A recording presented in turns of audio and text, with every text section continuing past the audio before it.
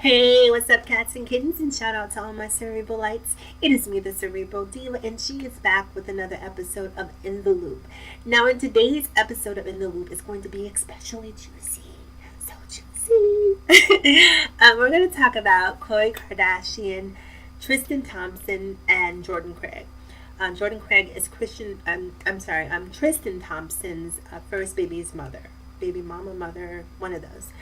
Um, so anyhow, news has surfaced recently that Tristan, who is a serial cheater, now you cannot get with a serial cheater and then be surprised when they cheat. I'm sorry. Now, judge me if you will and say that I'm being insensitive. I consider myself to be very empathetic. Apathy is something that I don't necessarily relate to. I'm very in tune to energy, and so I especially that of another woman. So when I hear about Khloe Kardashian being cheated on one hand I feel sorry for her, but on the other hand I say, so what? You know, this is, you bake this cake. This is something that you walked into with eyes wide open. You cannot go into a relationship with a man who is currently has one foot in a relationship, not just one foot in a relationship, has a woman who is pregnant with his child.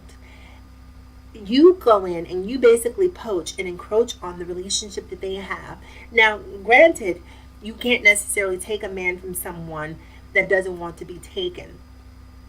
But at the same time, you have to have your own moral standards, your own scruples that make you say, look, this isn't right. You know, if he would do that to her, what would he do to me? Now, see, this is what happens for a lot of women, right? A lot of women are so misguided that they really live under this belief that somehow their lovemaking, their vagina has magical powers, that that their cooking is the best cooking, that they'll be the most understanding woman, the most compassionate woman, that they're going to be able to do other things that the previous woman was not able to do. And for some reason, because they're able to do things that the other woman wasn't able to do, that this man is going to walk the straight and narrow because this woman wasn't doing something. No, that's not the case. It's not the case. And I'll tell you why it's not the case. Because ultimately, you are not beholden to any relationship. I don't care if it's a marriage. I don't care if you've been dating for 5 years. I don't care if it's a mother or father. If someone's not treating you right, regardless as to what the relationship is, you have the right to walk out the door at any moment.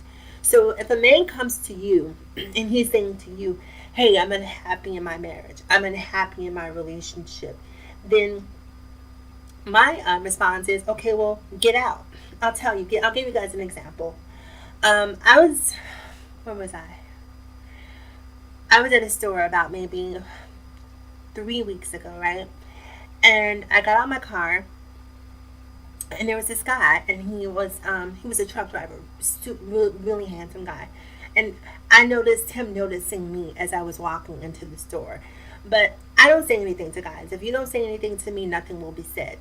So I watched him watching me sort of out of my peripheral vision, but trying not to make direct eye contact with him. Because, I don't know, I like for a man to, I just like to be approached. I like to be approached. So he didn't say anything to me. I went into the store. I was doing my shopping, and I'd honestly forgotten all about him. So as I'm coming out the store, he walks over to me, and I'm putting my groceries in my car, and he says, how are you, pretty lady? And I said, I'm fine. And he's like, I know you saw me walking into the store. I know you saw me watching you walk in the store. I said, yeah, I saw you.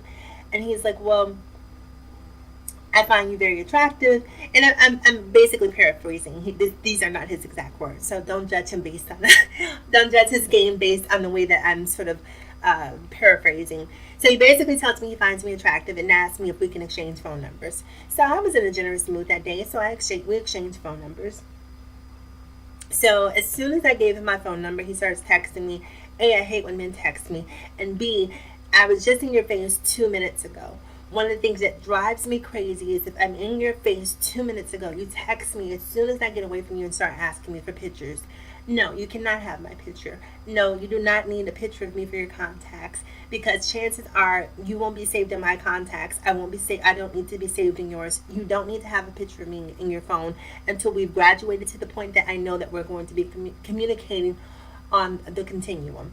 I don't know, it's just one of those pet peeves. So anyhow, he asked me for my phone number. I gave him the phone number. He texted me. I told him that I was driving. Please don't text me while I'm driving. So he called and we began having a conversation. So while we're having this conversation, he starts asking me about kids and marriage and asking me, who do I live with? And so, of course, the natural thing to do when someone asks you those questions is to return the favor by asking them the same questions. So when it got to the question of who does he live with, he was very reticent. And so I was like, well, who do you live with? And he's like, well, it's a complicated situation. I just moved down here and I don't have a place to stay. So I'm still staying with the mother of my children. And so he said, it's just very complicated. And then I said, okay, well, give me a call back when it gets uncomplicated. Case closed. It was that simple. And that was the end of the communication that I had with him. Now, I don't care how fine he is. I don't care what he looks like. For me to walk into a relationship, and this man has told me point blank that he's already partially involved with another woman. If I walk into that situation already having this information, from the gate, I've already told this man I don't value myself. I do not see myself as a whole woman because I'm willing to share you with another woman. That's basically what I've communicated without saying anything but agreeing to be involved with him. So guess what? I didn't. And the reason I'm telling this story is because when you think about people in general, or this whole situation that's happening with Khloe Kardashian, you have the whole Kardashian name behind you. You have a world of men that women would kill to have access to. And rather than looking for someone who could be 100% committed to you, you chose someone who was still involved. And here you are now, reduced and relegated to being nothing more than baby mother's number 2. Your baby mama Kardashian. That's essentially what you are at this time. And you made a conscious choice to go into this. So I don't think that you're really deserving of any sympathy. I certainly think you should be embarrassed because it was a silly and dumb thing to do. Now, when it comes to Tristan, he's a piece of trash, But at the same time, he's a piece of trash. At least he's very, very, he's very obvious about his misgivings and his misdeeds. All of the information about this man is out there. So any woman that gets, and even this is the sad thing about women, right?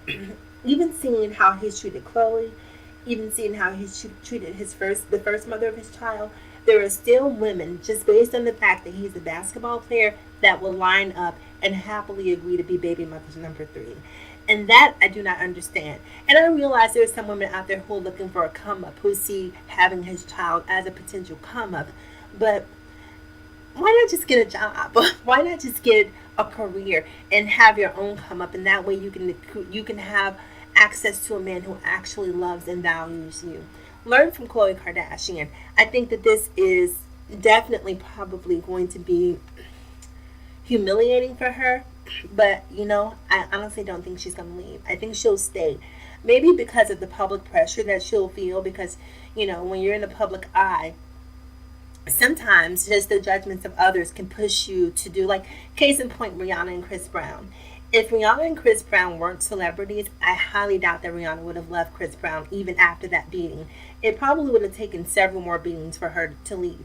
But because she was a celebrity and she was in the public eye and all of the information was out there, the public pushed her to walk away from Chris Brown. And maybe that's what will happen with Khloe Kardashian. Just because of public pressure, she will feel the need to capitulate to that and walk away from that. In any case, it's a win-win if she does walk away. If she doesn't walk away, then okay, well, you're dating a cheater. We don't want to hear any complaints or any more tears, because now we know that it's a cognizant choice, and everything that happens from this point moving forward is no longer you being a victim. It's you making a choice to be victimized. Anyway, you guys, make sure you comment below, like, comment, share, and subscribe. Remember to turn on that tiny little bell so you can get your notifications. And as always, in closing, people, remember to live better, love harder, and think smarter. It is me, the Cerebral Diva, signing off. Have a fantastic day, and I'll talk to you guys again soon.